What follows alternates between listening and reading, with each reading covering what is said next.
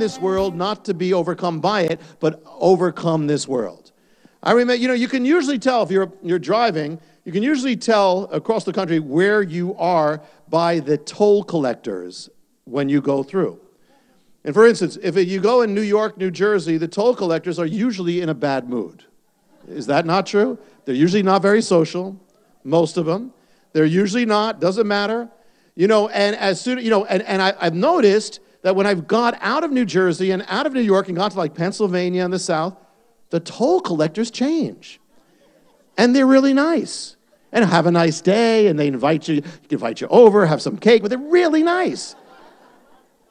And then you go back, and and they say, hurry up. The guy says, hurry up. Oh, well, you're back in New Jersey. You're back in New York. If you're out west and you get somebody who treats you like that, you say, well, you're not from here, are you? No, I'm from New Jersey. Okay, you got transferred, But I once was in a car with a guy, and we were in New York and New Jersey, and I noticed as he was at the driver's seat, every time we went to the toll collectors, they were all friendly. And I said, something's wrong here. We're in New York and New Jersey. They shouldn't be like that. And so the thing was that when he went to them, he was greeting all of them with a smile.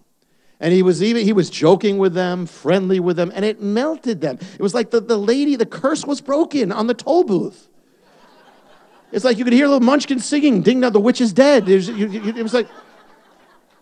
And the difference was a lot of us just go in a situation and you may not have a smile or anything. You're just kind of going to react to what they have. And you don't realize you're part of the problem.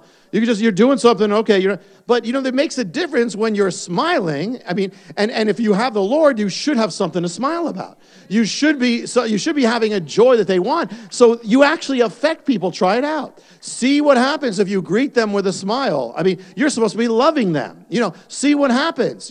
He was shining a light on them, and it actually changed everybody. So I realized how much we can be part of the problem or part of the answer. When you're surrounded by hate, you be the one to bear the first fruit of love. And you do it from God. When you're surrounded by hopelessness, you be the one who shines hope into it. You're to be like he was. He was not someone who got affected by someone having a bad mood, so he had a bad mood. He wasn't like that. He just acted upon this world. And we need to be the same thing. Now, here's another thing that he did. I was always fascinated growing up in science fiction about people who in the science fiction story could walk through walls. I remember there was a Superman television series. You remember the old Superman television? And where he learns the secret of walking through a wall. Well, that's all fantasy, but Messiah did. Messiah, when he appeared, it says, the door was shut, everything was shut, he just walked through. Messiah is not stopped by walls. And you're a little version of him. So you are not supposed to be stopped by walls. You are supposed to be able to walk through barriers. And that is the barrier of hate, you can walk through it. Barrier of fear, you can walk through it. Whatever the world has, you can walk through it. You can do that.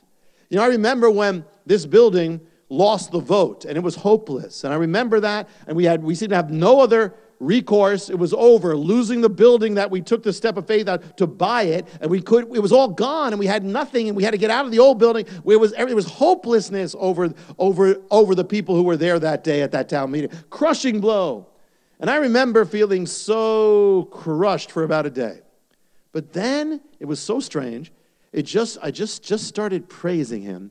And it just started welling up inside. There was no reason. I was told it was hopeless, but there just came up that this faith, this hope, it was totally irrational. There was nothing behind it, but it was that there's nothing that's going to stop this. I don't care if it's impossible. And it happened. It happened. But I remember, faith does not regard the wall. Faith sees beyond the wall, and the power of God takes you through the wall in faith. If something's against the will of God, there are things when it's God's will and you're bumping your head because you're not in the will of God. But there's other things it's not the will of God, and you are not to be stopped by those walls of the enemy. You have the power to walk through them, even walls of relationships. You have the power to walk through.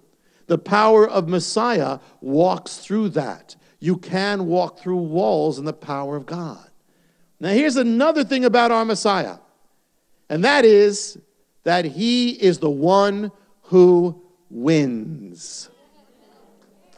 In the end, doesn't look like it, It doesn't look like it. He's the underdog. Doesn't look like it. It looks hopeless, but he's the one who wins in the end more than anybody. He's the one, and just wait for the end, he wins. It's another way of saying victory, triumph. He won. He's the winner. Now, your whole life you may be messing up. You may have been have a string of failures in your life and no confidence through that and all that. But in God you have a new identity, and that is the identity of winner. You were born again not to lose. You were not born again to fail. You were born again to be a winner in God. You're not for yourself, but for Him. Not by yourself, but by Him, but a winner. You're no longer to see yourself as one who loses. You are a winner in God, a winning side. That's what we're on. You have an anointing in God to win. God doesn't send His Spirit so you mess up. He doesn't send His Spirit so you lose. He sends His Spirit that you have the power to win in God.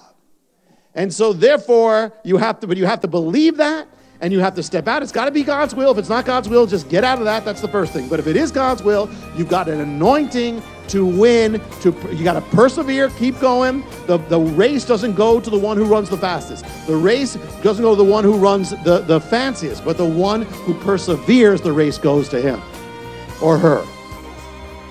But keep going. Get up. You fall down. Doesn't say you won't fall down, but get up and keep going, and you'll win. Doesn't say you're not going to have setbacks. You will. Doesn't say it's not going to